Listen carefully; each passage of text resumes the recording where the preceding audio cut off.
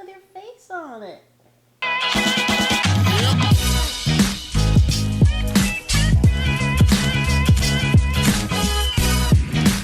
Good morning, YouTube.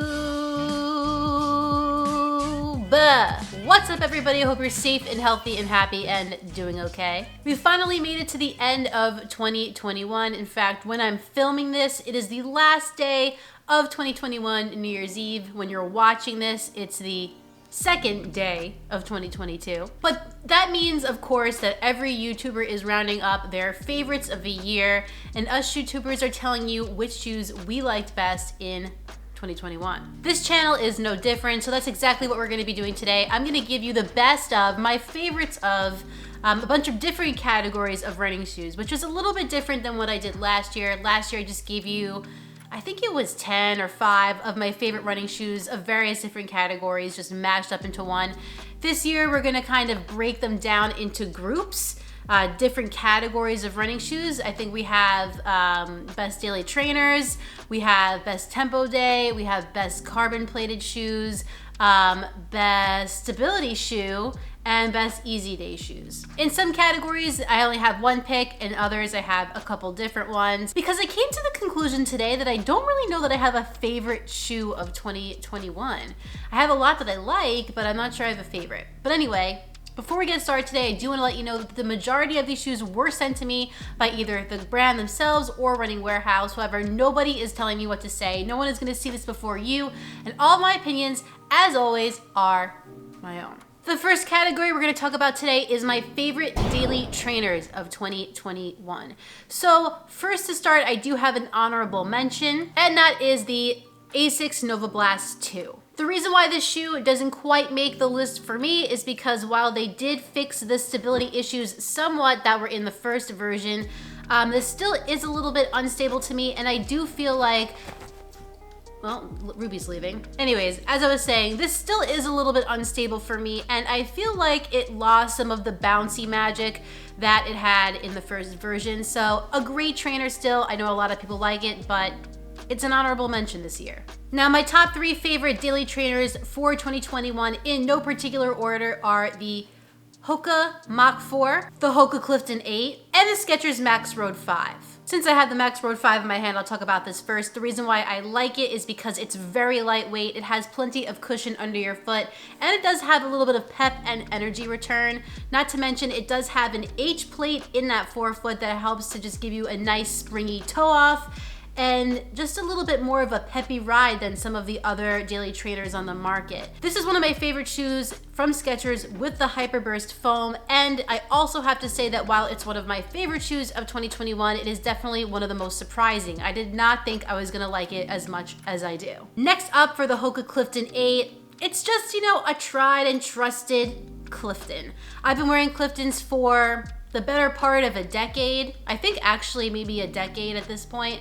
And I just really have enjoyed most of the versions of this shoe. The CLIFTON 8 I liked even more than the 7, and it fits my foot really nicely. I do love that nice cushion feel, and that they managed to keep the shoe relatively lightweight. It's not gonna be like the lightest daily trainer that you'll find, but I do think it is on the lighter end of the spectrum. And plus, it just gives you tons of miles, so it's a really reliable trainer, and it impresses me year after year. And next up, we have the good old Mach 4. This was a shoe that a lot of people were raving about in the beginning of 2021, and I was definitely on that train as well. Because this shoe has 2 different foams in it, that lower layer that's kind of that rubberized EVA gives you a bounce and, again, a pep, kind of like in that MAXROAD 5 that we talked about earlier. And how this differs from the Clifton is that it's gonna give you a little bit more of a responsive ride, and it feels just a little bit lighter. It's not as structured of an upper, not so much going on under your foot. These 3 shoes you really can't go wrong with, in my opinion, or at least I couldn't go wrong with them, and I enjoyed every one of these daily trainers. The next category on the list is tempo day shoes. So I picked one with a plate and one without. Can you guess which they are? Well, I'll make it easy for you. The one with the plate is the ENDORPHIN Speed 2, and the one without the plate is the New Balance Rebel V2. I think if you're looking for a tempo day shoe without a plate that has a fun, springy, soft foam under your foot, this is really the only place you should look. I love this shoe because it's lightweight, it feels fast on your foot, you barely even feel it, but it also has enough cushion to take you the distance. They really improved the upper from the first version and the midsole, and I love the color, So now let's talk about the Endorphin Speed 2. If you remember back to last year, my favorite shoe of the year was the Endorphin Speed 1. Nothing could beat it. I just thought it was spectacular. I loved it. I love the nylon plate as opposed to the carbon plate. It just made the shoe so much more versatile, and it had such an exciting, new, and just unique foam. Now, while I wouldn't necessarily say the Endorphin Speed 2 was my favorite shoe of 2021, it's definitely up there.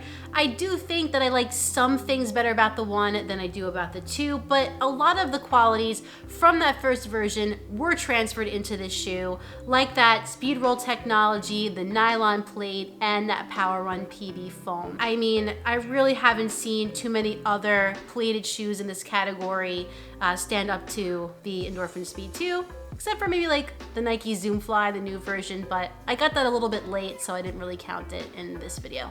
But yeah, so that's why this shoe is in this video, because it's that good. Now the next category I haven't really seen a lot of other YouTubers talking about, but since I did dip my toes into the stability pond this year, I figured I would throw in my favorite stability shoe. And I only have one shoe for this category, and that is the HOKA ARAHI 5.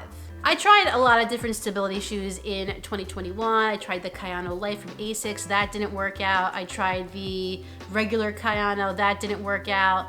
And I tried a couple others, but what really stood out to me was the ARAHI 5. And what I like so much about this shoe is that it really doesn't feel like your traditional stability shoe. This really does feel like a neutral shoe, all things considered. I mean, what makes it feel that way is the J-frame that goes kind of around the perimeter of the shoe from the heel to the medial side. And it just helps to keep your foot in place. If it starts to curve inward like this, the shoe's gonna correct you and put you right back here, but not in a forceful or annoying way. I would like to see this shoe get a little bit softer, but interestingly enough, I do think that it is one of the softer stability shoes that I've tried.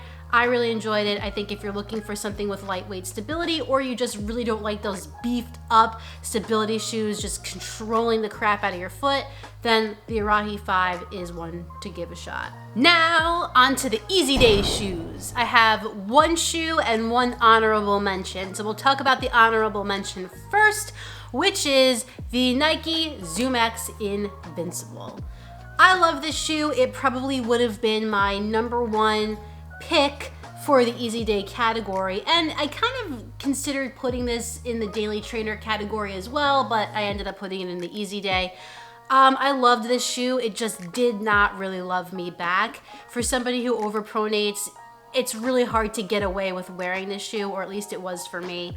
I love everything else about it though. That foam underfoot, that tons of ZOOMX, it's bouncy, it's energetic, it's soft, and it can just take you many, many miles if you have a perfect foot stride, which I do not, and that is why it is not on this list. It's only an honorable mention. And the winner of this category for me was the New Balance Fresh Fomore V3. I love this shoe.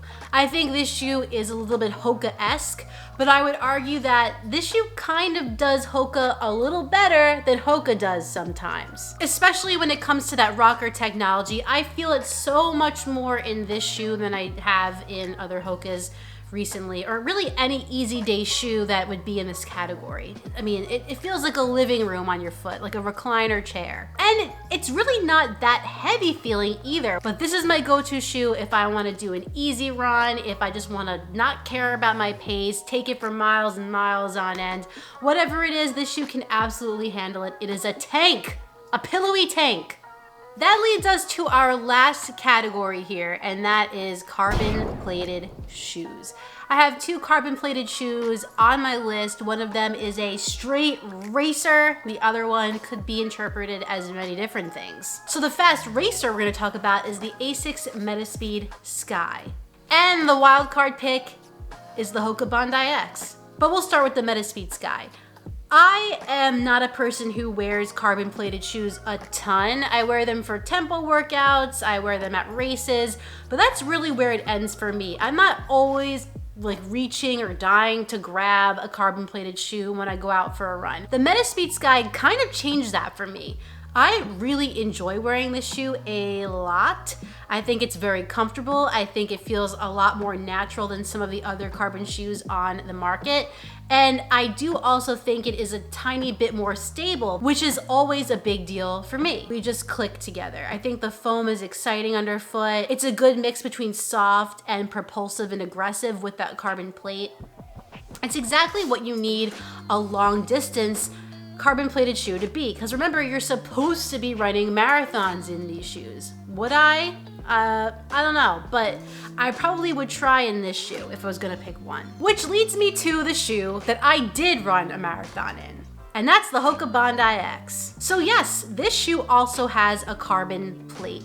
And a lot of people scratch their heads when they think about this shoe and they're like, what is it meant for? It's a Bondi, which is usually like a big, fat, heavy, easy day shoe with a carbon plate, which usually represents aggressive, fast as you can racing. And the truth of the matter is like, I don't really know what HOKA wanted to get out of the shoe, but I know what I enjoyed it for.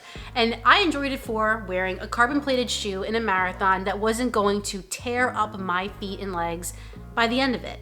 Is this the fastest option that I could have picked? No. Is it the lightest?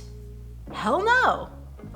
But I didn't care, because to me, comfort and not being in pain was worth a lot more than just like ripping my legs apart and trying to get a PR, because I wasn't gonna get a PR that day anyway, but you get what I'm trying to say. That also leads me to which shoe surprised me the most in 2021 and which got me the most excited. And I know that the Bondi X is the most polarizing shoe probably on this list, or one of them at least. But I think that honestly, if I had to pick like a favorite or something that, you know, really excited me the most, it would be the Bondi X. And there you have it. Those are all of the shoes from 2021 that I was really impressed with. I have a huge pile of shoes sitting here that I have to put away now.